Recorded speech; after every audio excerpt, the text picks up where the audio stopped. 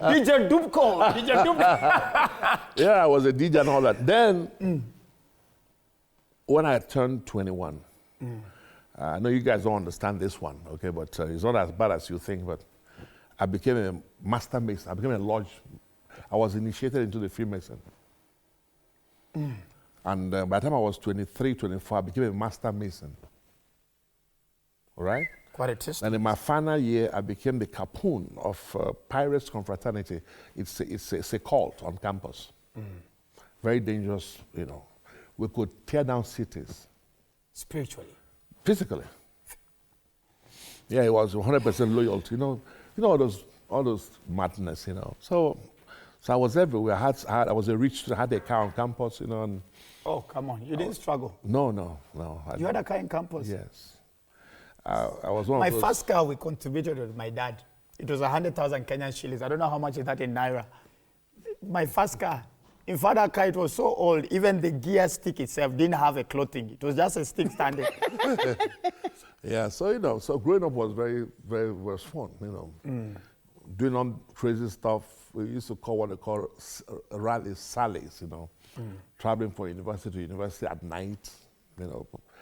Meeting at midnight, drinking till morning. So it was quite a rough growing up, you know. So I was so bad that the Christian Union members were afraid to preach to me because everybody knew I was going to hell. Everybody knew I was Satan's man. I knew I was going to hell. So I didn't doubt the fact that I was going to hell. There was no way I could go to heaven because I was not a nice person, you know. Did you have a girlfriend at that time? Your girlfriend or girlfriends? Yeah. Daddy, I told you, you're a bad boy. Yeah, thank God for salvation. Thank God for salvation. I was. Averagely, how many girls in a year? I can't count. Yeah. Me, but Kenya has been putting me on a crucifixion. They say I am one of the biggest when it comes to, because I'm a single man. You see, and thank God that salvation. Yeah. I am there. I am. Daddy, this is hope. Yeah. So at what point, during this time, you never felt the conviction within you? No. I was too gone for that. There was nothing like conviction. There was no conscience. I was living for me, right? I was living for me. You see, all sin is selfishness. That's the meaning of sin. That's what it's all about. Sin is about selfishness, about you, yourself, and yourself, you know. So I want to be happy. I don't care about you. So you can be happy when a girl is dying. But I had a girl try to commit suicide in those days, you know, because I said it was over. It was a big thing then, you know. So I've seen all that. I saw all that. I saw wickedness, but we thought it was normal. That was the nature I knew, right? I was a Roman Catholic, but it didn't affect there was no Christ in me. So it was for formality purposes. Yes, I was just going to church. I was even a mass server, you know, growing up as a little boy. But this didn't mean anything because religion is different from Christianity. True. Right? So I was born a Catholic. My family were all Catholics. I thought I was a Christian. So I didn't see Christ. My idea of Christianity was what I had, and there was nothing to show. There's no manifestation. Nothing, no power. We were still afraid of the devil, still afraid of native doctors, still afraid of everything, still afraid of dying from wicked people and all that. So, so that was why I had to join the lodge, because I felt I needed power to be alive. If you know what I mean.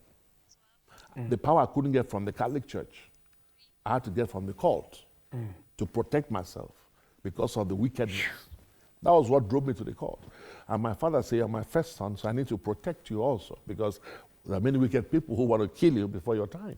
You know, so those are the things that led me into those things, to seek for something, for protection, to keep me from evil people and all that. Not to kill anybody, but to be safe, at least when they try to, you know. So, but you see, when I turned 25, I was now out of school.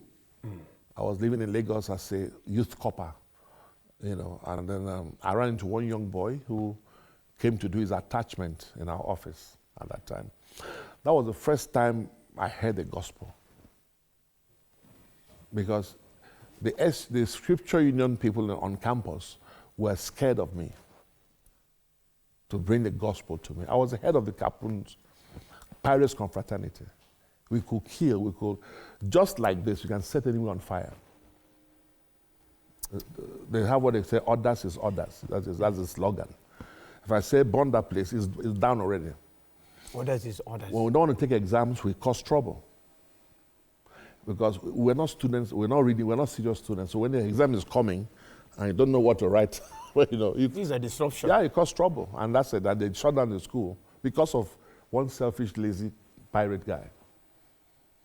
So that was how we operated, So this 25-year-old. Yeah, when I was 25 now, by this time, man, I've seen everything. I've seen women, I've seen nightclubs, I've seen money, I've seen fame, I've seen good life, But there was an emptiness inside. Drugs could not cover it. Alcohol could not cover it. Sex could not cover it. Nothing could cover it. Nothing. Parties. Wild parties. We would drive nights, 8 hours, go to party. I mean, we did every rough thing. Luckily, God kept us alive. No accident, nothing. So by 25, I was tired. Like, there was nothing more. What was there to show me? Women, money, fame. Everybody knew my name. So there was something, I was looking for something I didn't know. Because this void could not be filled. I would drink, I would smoke, I would do drugs, I would do everything. Wake up the next morning, worse off. Battling with hangovers, terrible feelings. Oh, I don't miss those moments, Sam. I don't miss That's what I'm saying. So, I mean, I was tired of that kind of life. I was looking for something. So I said to myself, let me go deeper. There was nothing in the lodge. It was all just flashlights, music, and all. nothing.